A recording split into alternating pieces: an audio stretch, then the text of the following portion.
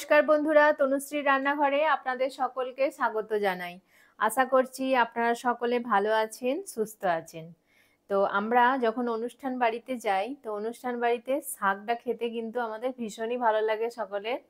তো গরমকালে যেমন আমরা পুঁই শাকের ছ্যাঁচড়া খেয়ে থাকি, তো যেহেতু এখন শীতকাল, শীতকালে যে কোনো অনুষ্ঠান বাড়িতে দেখবেন যে পালং শাকের একটা ছ্যাঁচড়া দেওয়া হয়।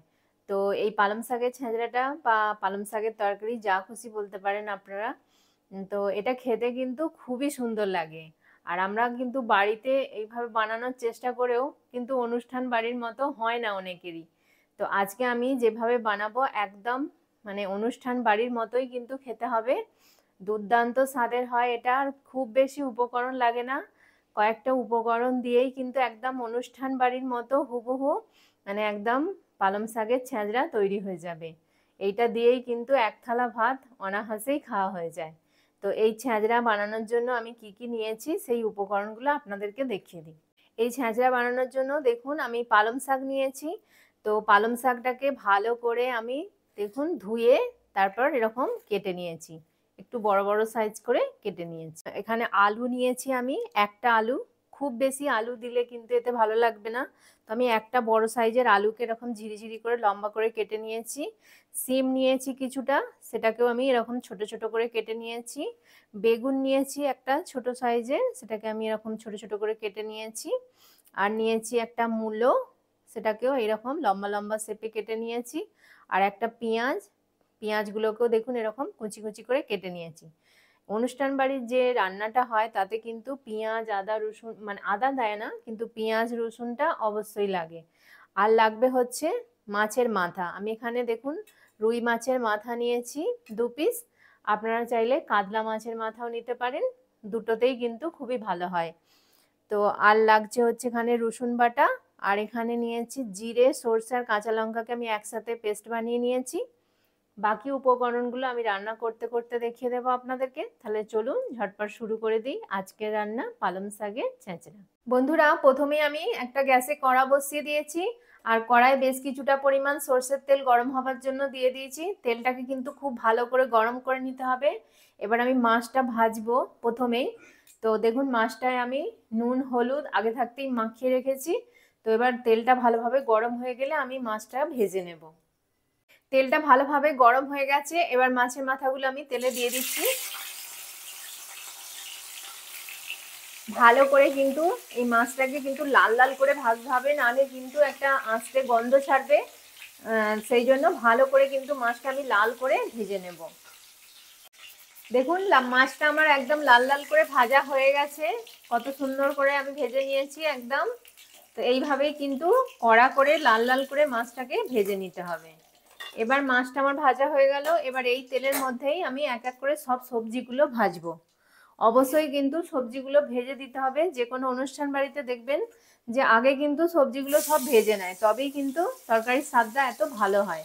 তো আমি সব সবজিগুলো এক এক করে ভেজে নেব। আলুটাকে প্রথমে আমি ভাজবো, তো একটু লবণ দিয়ে দেব।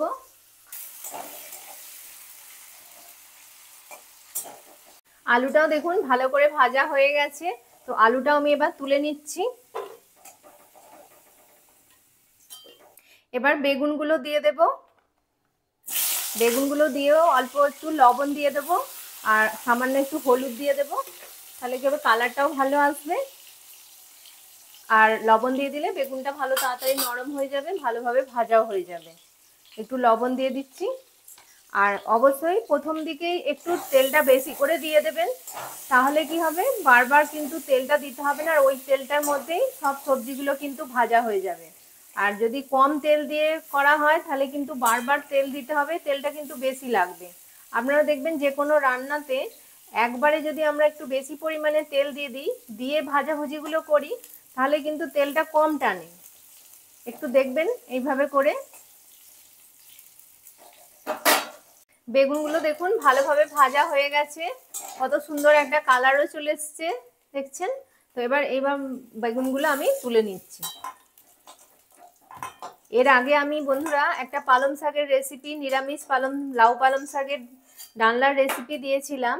তো সেটা আপনাদের খুবই ভীষণ পছন্দ হয়েছে।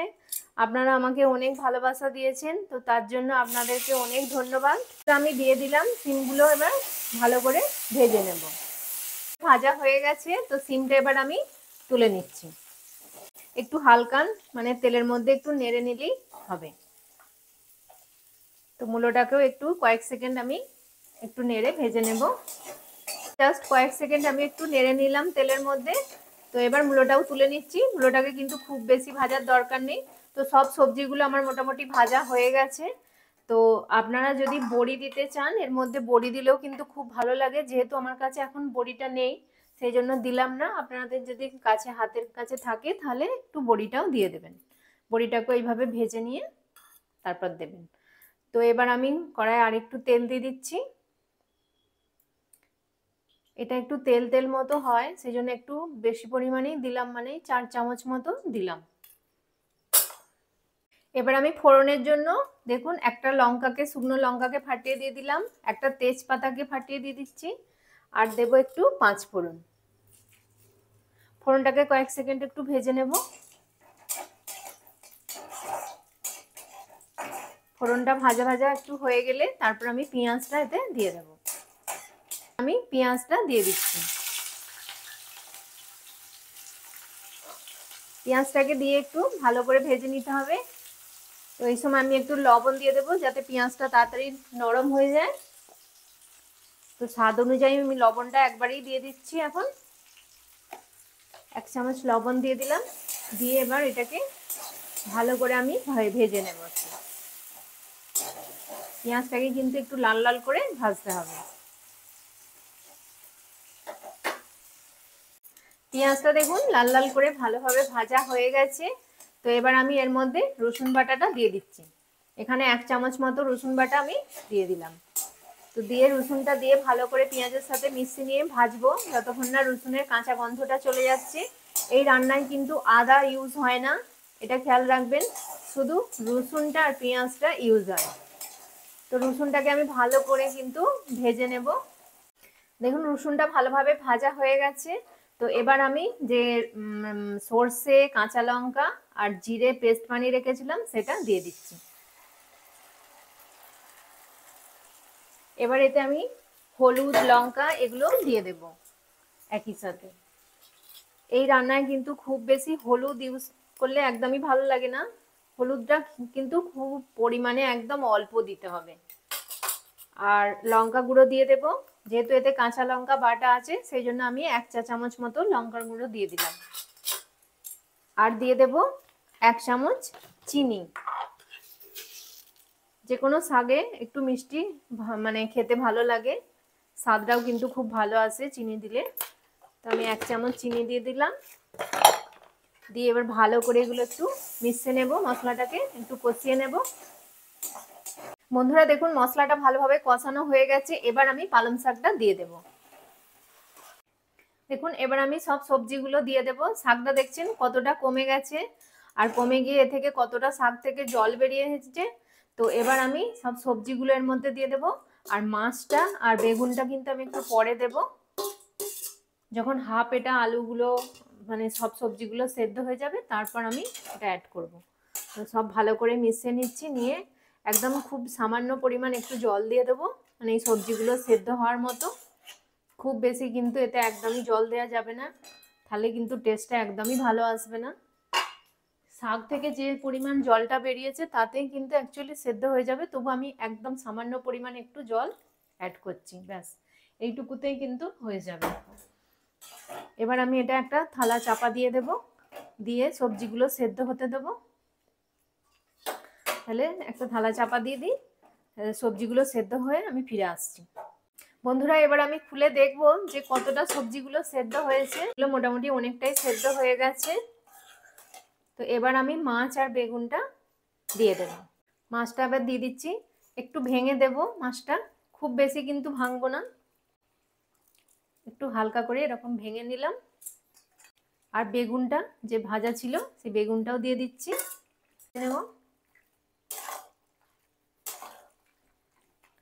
দিয়ে আবারও কিছুক্ষণ এটা হতে দেব। আমি ভালো করে এটা মিশিয়ে নিয়ে আবার একটা থালা চাপা দিয়ে আমি আরো কিছুক্ষণ এটাকে হতে দেব। দেখুন শাকটা সব কিন্তু সেদ্ধ হয়ে গেছে, সব সবজিগুলো ভালোভাবে সেদ্ধ হয়ে গেছে। তো আমি এটা এবার একটু ভালো করে মিশিয়ে নেব। এটাকে একটু খুন্তি দিয়ে চেপে চেপে একটু আলুগুলো সবজিগুলো একটু ম্যাশ করে দিতে হবে, যাতে একটু ঘাঁটা ঘাঁটা দেখতেও ভালো লাগে, খেতেও ভালো লাগবে। তো এবার মিশিয়ে দিচ্ছি একটু। আর এতে আর আমি লাস্টে একটু একটা মশলা অ্যাড করব।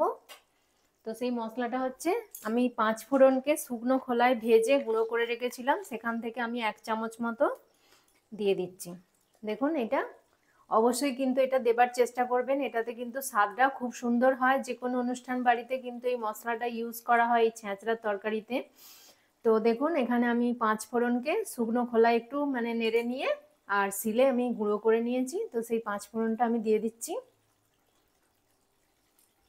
তো এটাকে দিয়ে ভালো করে আমি একটু মিশিয়ে নেব, তাহলেই আমার রেডি। আর এতে কিন্তু এখনো একটু জল আছে, এই জলটাকে কিন্তু আমি একটু গ্যাসের ফ্লেমটা হাই করে দিচ্ছি, দিয়ে একটু শুকনো শুকনো করে নেব। এরকম শুকনো শুকনো করতে থাকলে দেখবেন এর মধ্যে থেকে তেলটা বেরিয়ে আসবে। ওই তেলটা বেরিয়ে এলেই কিন্তু এই তরকারিটা কিন্তু তবেই খেতে বেশি ভালো লাগবে। আমি আরেকটু ফুটিয়ে নেব। দেখুন বন্ধুরা কত সুন্দর হয়ে গেছে, গ্রেভিটাও ভালোভাবে মরে গেছে, আর তেলটাও দেখছেন আস্তে আস্তে সাইড থেকে রিলিজ হতে শুরু করেছে। তো এবার আমি গ্যাসটা অফ করে দেব। তাহলে দেখলেন তো কত সহজেই বানানো হয়ে গেল এই ছেঁচড়া রেসিপি। দেখতেও যেমন সুন্দর হয়েছে, খেতেও কিন্তু ভীষণই ভালো হয় এটা। আশা করছি আপনারা দেখে বুঝতে পারছেন যে কতটা সুন্দর হয়েছে এটা। একদম ডিটো অনুষ্ঠান বাড়ির মতোই কিন্তু এটা হয়েছে, আর খেতেও ঠিক অনুষ্ঠান বাড়ির মতোই এটা লাগে। আপনারা একবার বানিয়ে দেখবেন, আপনাদের ভীষণই ভালো লাগবে। তাহলে বন্ধুরা আজকের আমার রেসিপি আপনাদের কেমন লাগলো প্লিজ অবশ্যই কমেন্ট করে কিন্তু জানাবেন যে আপনাদের কেমন লেগেছে এই রেসিপিটি।